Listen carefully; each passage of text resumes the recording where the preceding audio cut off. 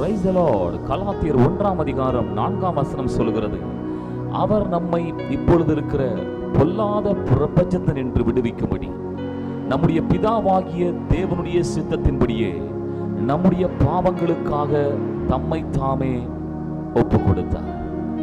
அன்புக்குரியவர்களே, புது உடன்படிக்கையின் ஆசீர்வாதத்திலே இங்கே நாம் பவுல் எழுதின அந்த வார்த்தை, இந்த பொல்லாத உலகத்தில் இருந்து, இந்த பிரபஞ்சத்திலிருந்து நம்மை விடுவிக்கும்படிக்கு இயேசு கிறிஸ்து தம்மை தாமே ஒப்பு கொடுத்தார் என்று சொல்கிறார்.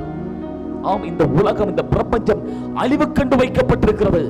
பேதுரு அதைத்தான் எழுதுவார், இந்த உலகம் அழிவுக்கு, ஆமென், அக்கினிக்கு இரையாக வைக்கப்பட்டிருக்கிறதா.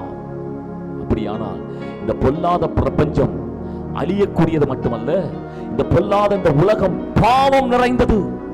ஆம், எங்கு திரும்பினாலும் இன்றைக்கு பாவம் இல்லாத இடமே இல்லை.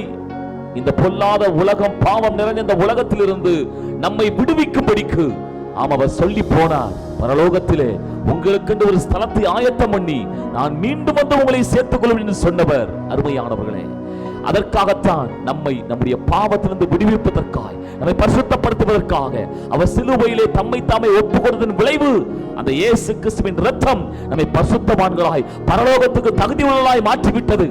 ஆகவே இந்த பொல்லாத பிரபஞ்சத்திலிருந்து, இந்த உலகத்திலிருந்து நம்மை விடுவித்து ஒன்று நம்முடைய மரணம் சந்திக்கலாம், இல்லாவிட்டால் இயேசுவினுடைய வருகை வரும் பொழுது மரித்தவர்கள், கிறிஸ்துவுக்குள்ளே மரித்தவர்கள் முதலாவது எழுந்திருந்து அவரை தரிசிப்பார்கள். உயிரோடு இருக்கிற நாமும் அவரை முகமுகமாய் தரிசித்து, ஆம் பிரியமானவர்களே, இந்த பொல்லாத பிரபஞ்சத்தை விடுவிக்கப்பட்டு என்றும் அவரோடு கூட இருப்போம். இது புது உடன்படிக்கையின் ஆசீர்வாதம். இந்த வார்த்தையின்படி கர்த்தர் நம்மை ஆசீர்வதிப்பாராக. ஆமென்.